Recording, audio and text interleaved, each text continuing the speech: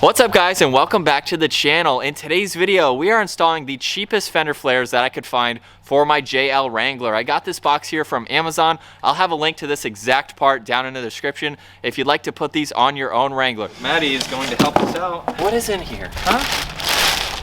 So what I really love about these fender flares, as I've already taken a sneak peek at them, they're actually metal. Like, they're heavy duty. They're really, really good quality so far. So it should be a direct bolt-in kit. I have seen some where you have to do some drilling, and I don't think you have to with these. I'm not 100% sure, but look at the rear. And this is the style you kind of wanted from the beginning, right? Yeah, I really wanted ones that retained the DRL and turn signal. When you see those ones, they have like that tubing that goes around the side. Remember those ones? Yeah. They were like $700. So for 160 bucks, I figured I would try this kit, and I'm going to lose my turn signals, of course, but we have a solution that you'll see later in this video to fix that. Yeah, and really nice. Yeah, and there's bumpers and things you could always do to add them back, because you obviously need them. Yeah. But yeah, we'll do something trick for right now, because we do have a bumper coming eventually. Yeah. We're gonna start off on the driver's side here on the front fender flare. It looks like there are 3 plastic tabs and 4 bolts you're gonna have to use a socket set for. So with the flathead, I'm just going to pry these up. So you'll just do the same process. There's 1 in the front and then 2 on the back side of the flare.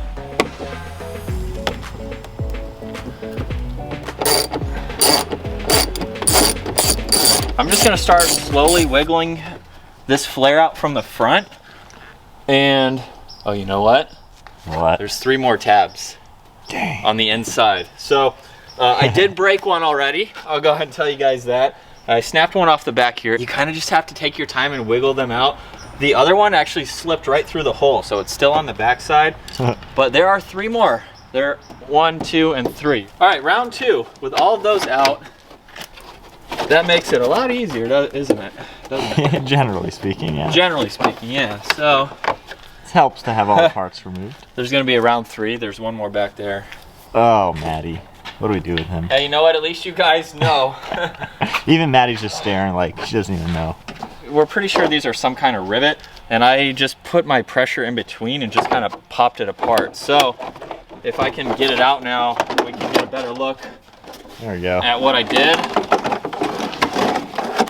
And it was these 3 holes here. So the back side of these, I guess they are some kind of rivet. Like have a, I don't know, the backside is like flared out where you can't pull it out. Yeah. But I'm sure somehow we could get them back on. All right. So that is our inner fender liner there. We're gonna need new fender liners, but honestly. Yeah, I never thought of that. Those nice metal ones. Yeah. You're definitely gonna have them. Yeah. Because all that's gonna be exposed, like your cat and everything. Yeah. With the stock flare on the ground now, there is 1 connector that you will have to disconnect. So up here, I already went ahead and did that. You do have to pop up this red tab, so it does close down. You'll just pop it up and then you can squeeze right here or use a flathead and that will disconnect. Now it is time to take the stock flare off, and this is kind of the point of no return. Basically, there's a lot of white tabs on the inside that hold it together. You can see that from the bottom once you remove that fender liner, and most of these will probably break. From what I've seen, I would have to buy some new ones in order to put the stock one back on. But now, just to double check that I've removed everything, I have that bolt out of the way. Well, here we go. I'm gonna start up front because there's a little bit of a spot here to get a good grab. Well, that? Yep. There's no going back now. Well, that's unfortunate to hear. That sounded so good. Yeah. Onto the back flare now. There's actually no bolts that I see that are visible. It's all of those plastic tabs again. So there are 8 of them that I counted, and these are plastic rivets. You could drill them out if you wanted to, but just putting pressure on the back side, I'm just gonna kind of pop it off the back end, and that should be the fender flare for the rear. So I ended up breaking pretty much all of those tabs, and well, that's just how it goes, I guess. As one rolls. There you go. Yep. Down here. So you heard that pop. This is the back side of those rivets. Woo.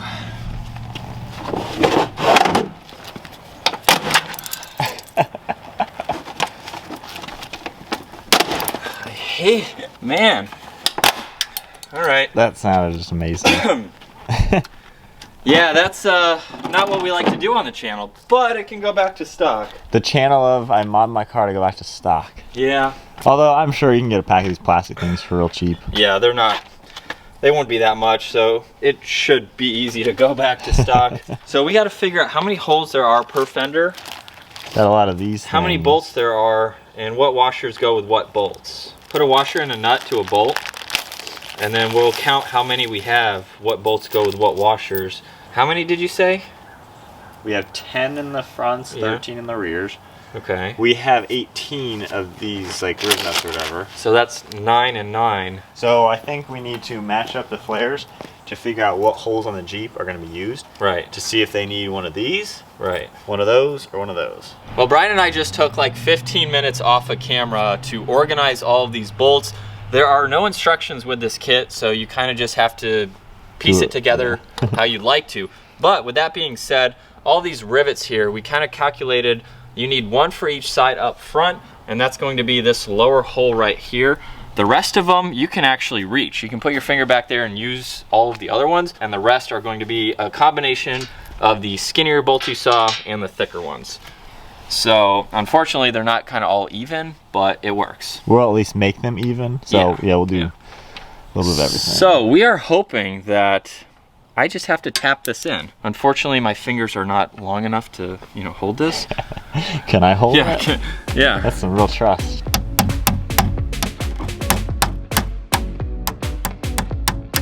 And we can actually mock this up and really see what it looks like on the Jeep now. So we can have it at least hold itself up. I'm liking the look of it. It's gonna look a little odd right now, stock tires, stock front bumper, but you know what? I mean, Yeah, it's the parts that came first. Yeah. So. Got a few things on order. Yeah. They're looking cool though. They're a lot better. There's some skinny ones I've seen that look really crappy, but these actually look pretty nice. But yeah, it's gonna look pretty sweet on the truck. Comment down below, what do you guys think? What fender flares, because there's so many to choose from, do you think are the best? Yeah.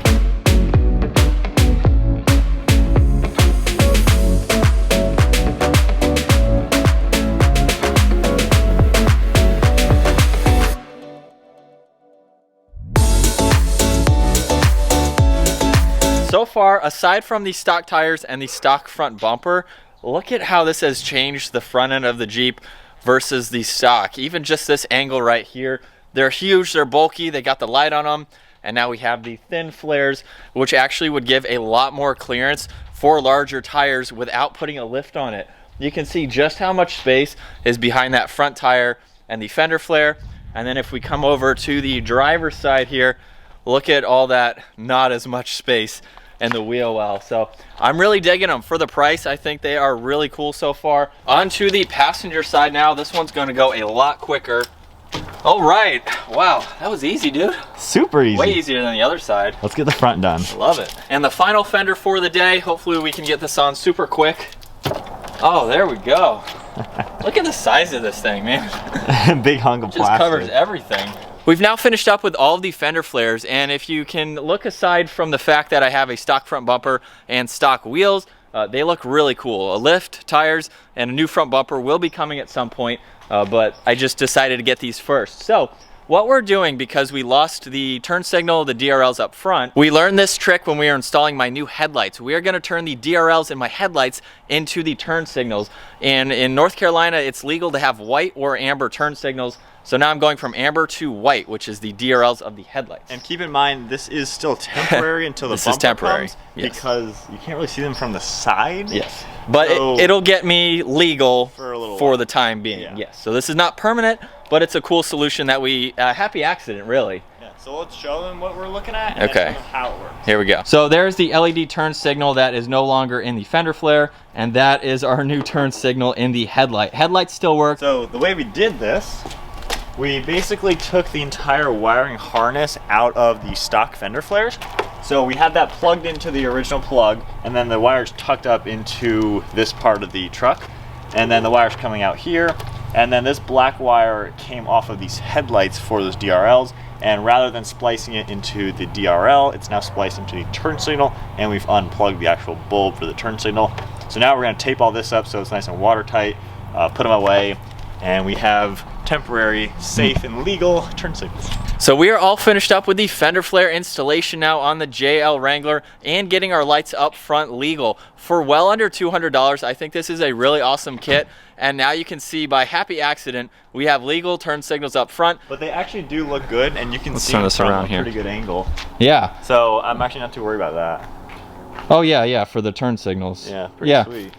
So I probably won't try to drive this at nighttime as much with them, just because they're white and the headlights are white.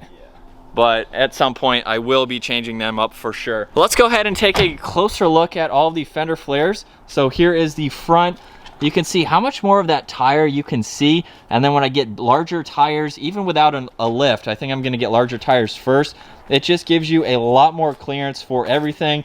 Picture that front bumper not there anymore, and you'll have a lot more clearance for those front tires. We're definitely gonna need fender arches or whatever. Yeah, the inner fender liner. Yeah. I did not realize that I needed to get those because you can see all that metal. So I'll cover that up at some point in another video.